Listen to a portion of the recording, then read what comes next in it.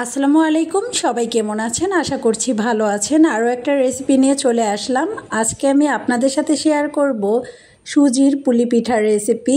আর নারকেলের পুরে ভরা এই পিঠাটা খেতে হয় দারুণ মজার। আশা করছি অন্যান্য রেসিপির মতো এই রেসিপিটাও আপনাদের কাছে ভালো লাগবে। তো চলুন পুরো রেসিপিটি দেখে নেওয়া যাক।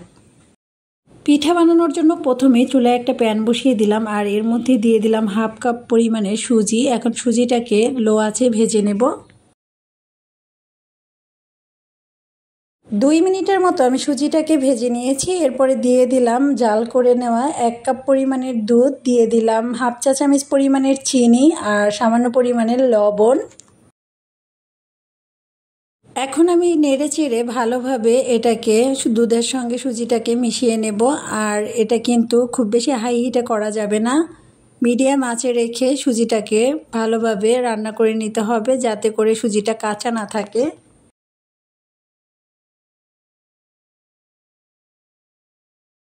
সুজি পুরোপুরি সিদ্ধ হয়ে গেছে। এবার আমি একটা বাটির মধ্যে নিয়ে নিচ্ছি। সুজিটা মোটামুটি গরম থাকা অবস্থায় আমি এর মধ্যে দিয়ে দিলাম 1 টেবিল চামচ পরিমাণের ঘি। এখন ঘিয়ের সঙ্গে সুজিটাকে ভালোভাবে মথে নেব। খুব বেশি ঠান্ডা করা যাবে না সুজিটা।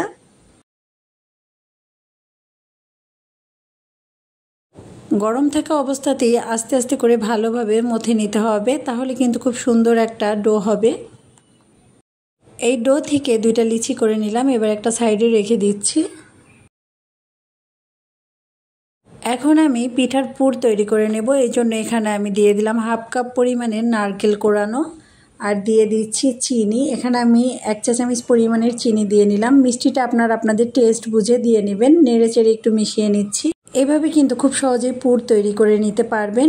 এবার আমি সুজির থেকে একটা লিচি নিয়ে নিলাম। এখন আমি একটা রুটি বেলে নেব। উপর দিয়ে কিছুটা শুকনো ময়দা দিয়ে দিলাম। সুজির রুটিটা আমি একটু মোটা করে বেলে নিয়েছি। এবার আমি একটা স্টিলের গ্লাস দিয়ে এইভাবে কেটে নিচ্ছি। আর এই সুজির রুটিটা একটু মোটা করেই কাটতে হবে।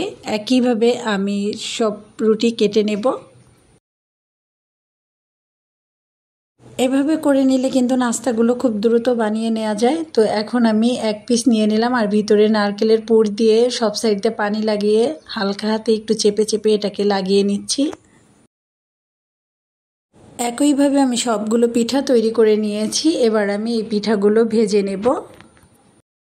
পিঠাগুলো ভাজার জন্য চুলায় একটা প্যানে পরিমাণ মতো তেল হালকা গরম করে নিয়েছি। এবার এক এক করে পিঠাগুলো দিয়ে দিচ্ছি। খুব বেশি গরম তেলে দেওয়া যাবে না, তাহলে খুব দ্রুত কালার চলে আসবে।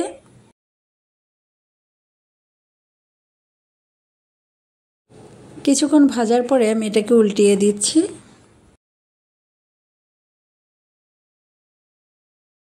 উল্টিয়ে পাল্টিয়ে আমি 2 পাশেই ভেজে নিয়েছি। এবার তেল ছেঁকে তুলে নেব। আর এই একইভাবে আমি বাকি পিঠাগুলো ভেজে নেব।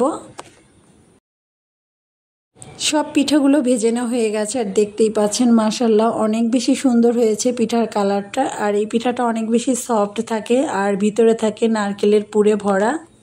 খেতে হয় দারুণ মজার। আমার ভিডিওটা ভালো লাগলে সবাই শেয়ার করে দেবেন। সবাই ভালো থাকবেন। আল্লাহ হাফেজ।